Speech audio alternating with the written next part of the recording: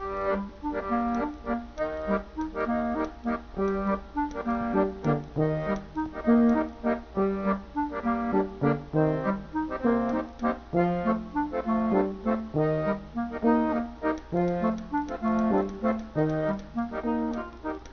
I'm outside of home and biology comes a-callin', I am faced with the choice of identity.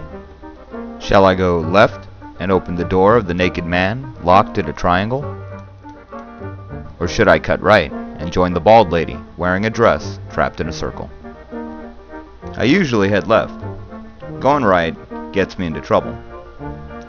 But as I face that great wall of porcelain and I step up to sprinkle golden showers, I wonder, could I have gone between the triangle and the circle? Welcome to the space between. This world is populated with these critters. Patchworks of identity stitched together and given shape. They had once been simply glowing expressions without form, without names or labels. They communicated without words early on, but they made sounds that told the other expressions quite a bit.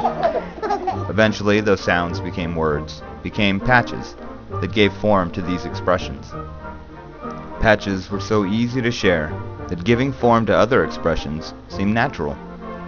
Stitches held the patches together and were also shared.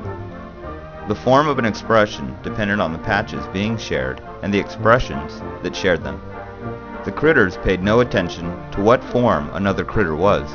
They simply shared their patches with whatever critter they happened to enjoy sharing words with. Sometimes, a critter felt something so powerful, they jumped.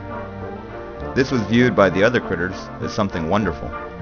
There are those expressions that fail to be shared with sound or with patch, and so jumping was seen as simply being a part of expressing the word. Jumping excited the other critters watching, and soon they would join in too. The critters noticed that the higher the jump, the more powerful the feeling that it expressed. Those critters that could jump higher began to be sought after by other critters. Now, I'm sure you've noticed that some of these critters had ears, and some did not. The critters noticed too. Those without ears believed that those with ears had an advantage when jumping, since they were an ear's height taller. Some critters pointed out that the ears might weigh a critter down, making it harder to jump high. But eventually, those without ears would not allow those with ears to jump around them. Those critters with ears began to jump less. They did not want to make those without ears to feel bad. They returned to expressing themselves with words alone. The critters that jumped began to call themselves jumpers. It seemed appropriate. They began to refer to the other critters as no-canna jumpers. Not so appropriate. Since jumpers now saw each other as competitors, the idea of sharing patches with another jumper began to be looked down upon. Jumpers began to believe that only no-canna jumpers were the proper critters to share patches with. The no-canna jumpers noticed that the jumpers sought those with large or unique ears. No-canna jumpers began to plump up their ears, perhaps add some color patches, and soon they too believed it was wrong for two no-canna jumpers to share with one another, since all no-canna jumpers competed for jumpers. Despite this, there were jumpers who still wanted to be with jumpers, and no-canna jumpers that wanted to be with no-canna jumpers.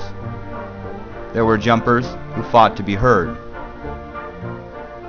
There were no-canna jumpers who fought to jump. Soon these critters began to see that between the triangle and circle, there was a choice and new stories to be expressed.